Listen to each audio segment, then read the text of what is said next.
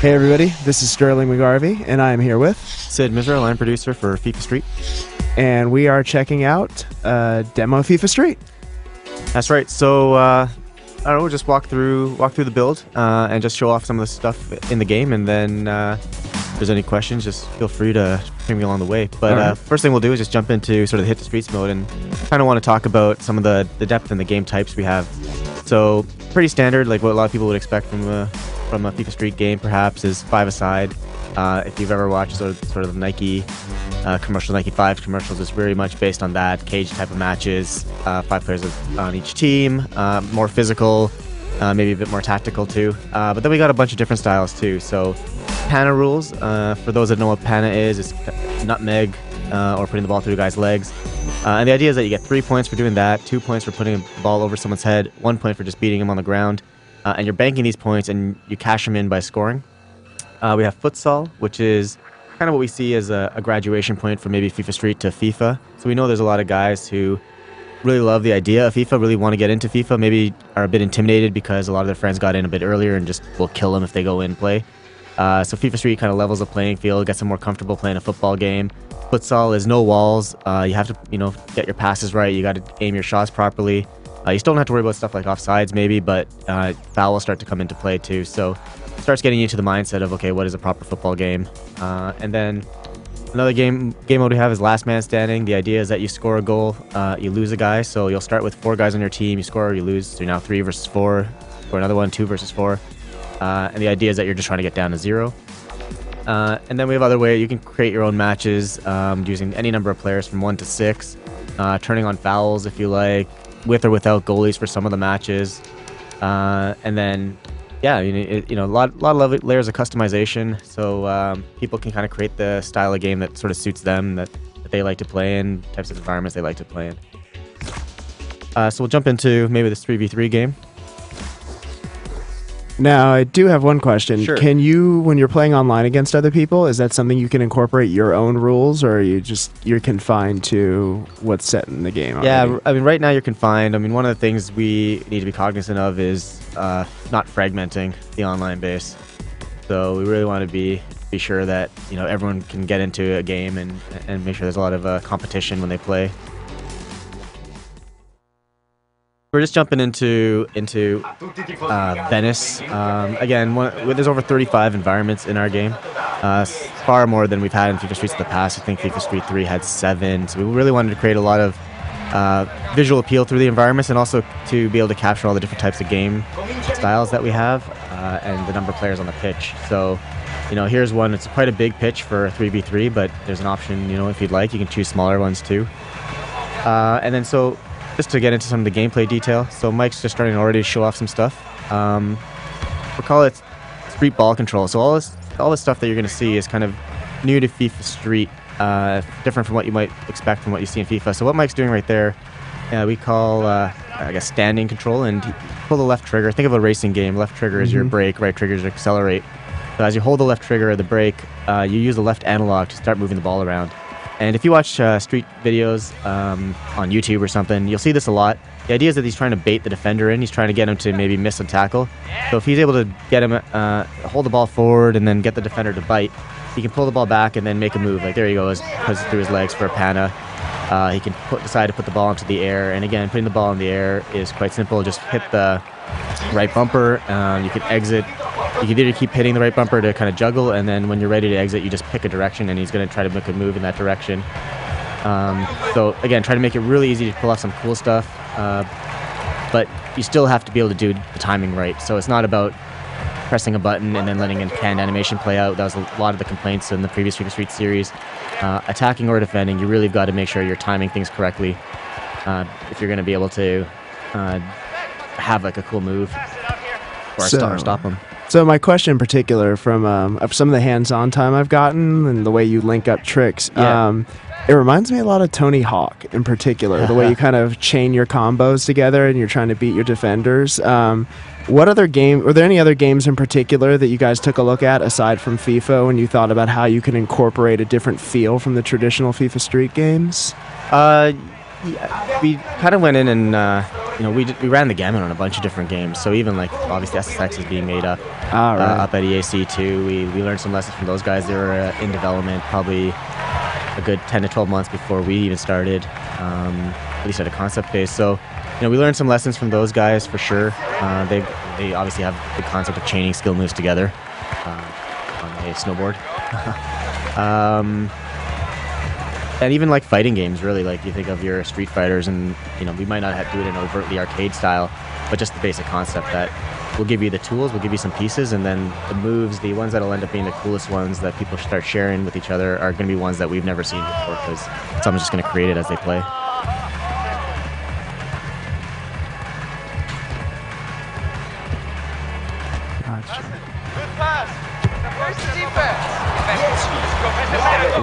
Maybe we can jump into World Tour and just start talking about let's that. check it out. One of the things as Mike starts going into it, the demo coming out on February 28th is kind of everyone's chance to jump into World Tour before you actually get the game. So we'll have a portion of World Tour available where you get to start creating your squad, and then any progress you make in the demo gets carried into the full game. So you'll be able to play a few matches, start leveling up your players, start leveling up, unlocking some skill moves, growing his attributes, and then carry it into the full game, and you have a team ready to go. The cool thing about World Tour is a fully connected mode, for those that are connected. So all the teams that you'll get to compete against as you play, when you're connected, are teams that have been created by other FIFA Street gamers. So it populates the different teams you compete against. And also, you can then choose if you're going to play in any tournaments. You can choose to play if you're going to play online, head-to-head against someone. So within the game mode itself, you have the option to play offline, kind of on your own console, or go head-to-head against someone online, which I believe is one of the first for an EA Sports title. Sorry. Will you be able to incorporate real-life players into your team, or is it just randomly generated? No, right from the beginning. So what you do is you create your guy, and if any of your friends have decided to create their own guys in FIFA Street, the first match you play in, you'll see your friends' created characters in that match, and you can start building your team, basically you and your buddies, and that's sort of the premise of the mode, is to take you and your buddies on this journey to become the Street Football champions. What you can also do then, as you can continue to compete, is when you win challenges, so in the first level you complete all the challenges, you're going to get presented with the 3 captains of the teams you just played, and you can bring one of those guys onto your team. They'll typically be slightly better than your team is at that point. And same with the second round, you win all the challenges, you're going to be able to bring another guy onto your squad. When you get into the European stage, your challenges are against actual street footballers. So we've signed about 40 guys that really wanted to be part of FIFA Street, created teams out of them, you'll play them against the challenge matches, you can bring one of those guys onto your squad.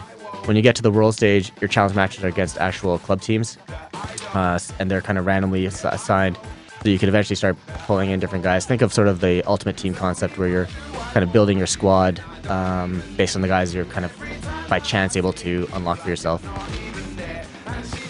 So as Mike's going through the map, obviously you can see that there's different stages and that there's a progression. You start off in that local stage and you work your way up to a national, to a European, to a world stage. And along the way, you're trying to grow your team. And the way to grow your team is to be entertaining. So winning is obviously important. It's how you're going to progress. But growing your squad is based on how entertaining you are on the pitch itself. So even if you're losing, there's motivation for you to just keep doing something to battle back and earn enough points to start leveling up your players, and then being able to unlock cool moves so you can win the next time you play.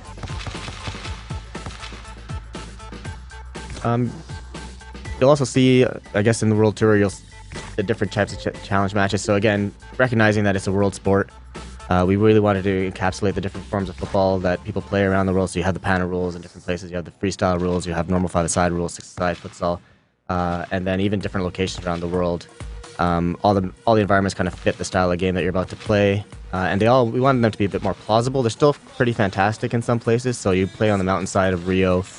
You saw, I think Mike jumped into the Venice Canal. There's Shanghai Rooftop.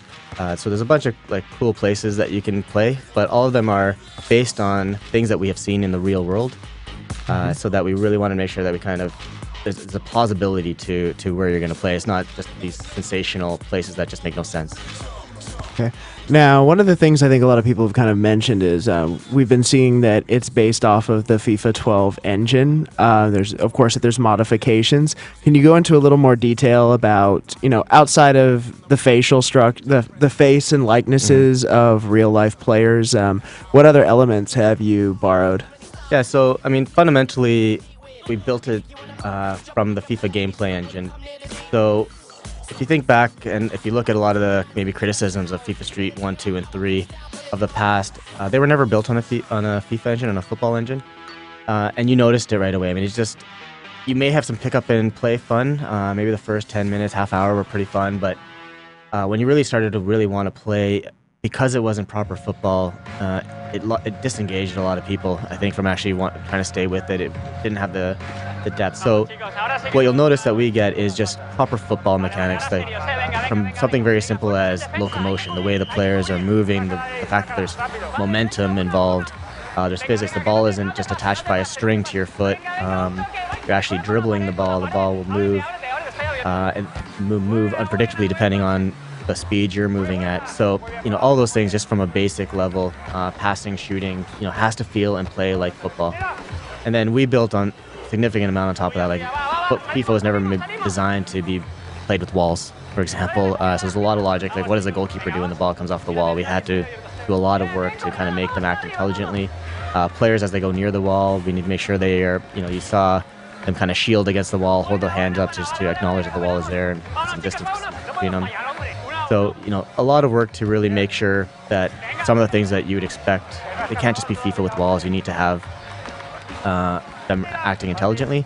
And then from a base fun mechanics point of view, like, we don't want to change it completely. We know there's a lot of FIFA gamers that will pick up this game, but they want to experience something new, something fresh. They're not looking for FIFA with walls, like I said. So to give them street ball control, to be able to put the ball in the air quite easily, to do a lot of skill moves and then chain them together. I mean, these are all things that we were able to build on top of an engine, which helped a lot. We're not having to start from scratch. It also gives us the physics engine that FIFA put in for FIFA 12 and the precision dribbling. So, the FIFA engine before that would have been probably pretty good, but when they made those additions, it really suited street football, especially when we think of like going to London and the way they play is a lot more physical. It lets us kind of get that element of the game in there, and then precision dribbling that's just what street football is, to be able to control the ball close, be able to do cool stuff. So some aspects of precision dribbling are there, and then we just built on top of it.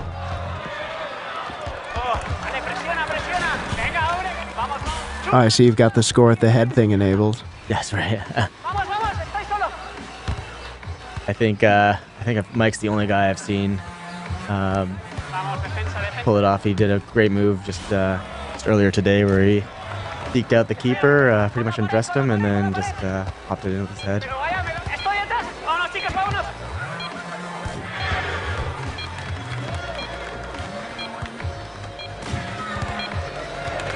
Now, what stage in the process of when FIFA 12 was being developed, when did the team look at what they were doing and say, okay, we like what they're doing with the physics engine, we like what they're doing with the physicality, this is probably a good point for us to really reboot FIFA Street? Well, I mean, the decision to reboot FIFA Street happened before FIFA 12 even started. We probably started making FIFA Street around the same time as the FIFA 12 guys really got going on FIFA 12. We knew kind of what their plans were. We weren't sure how that was going to work, especially with timing and how it would kind of pay off in the end. So about the summer was when we really took a much harder look at the physics engine. When FIFA was going on doing the road shows at the time, they got a lot of good kind of press around the physics. They got a good press around the precision. We thought, okay, it might be a good point for us to see how it fits within FIFA Street. We pulled it in, and with the camera much closer, we knew we had to do some more work with that physics engine to make sure you didn't see some of the hiccups with it. But we brought over the engineers that helped develop it for FIFA, and they did a great job of kind of making sure that the physics made sense for street football.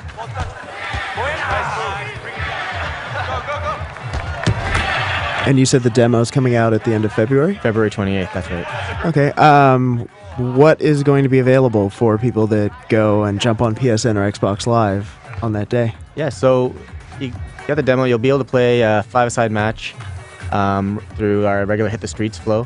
There's 4 teams that are available in the demo, and you can play with those. Then, like I say, you can jump into World Tour if you want to be able to do some more stuff. Jump into World Tour, create your own team. There'll be a 5-a-side match that's unlocked for you once you get into the map. There's also a freestyle match played on the rooftop of Shanghai that you can unlock just by adding 2 of your friends' created characters to your squad. And then that's another way for your squad to go an extra level in the demo. I believe that the demo allows you to go up to either 4 or 5 levels, and then you can bring that team, as I say, into the main game. Okay, so what teams are going to be available? Is that, can you reveal it? I can reveal it if I can remember now. Are we looking at national teams or club teams? Man City. So we got Man City, AC Milan. There's a street footballers team, and then there's an Adidas All-Stars team. So it's a nice chance to actually play with the Adidas All-Star team. It's a team that is only available in the main game if you pre-order the game. Okay. But for those that just want to get a shot of what it's like to play with some of the best players, it's available in the demo.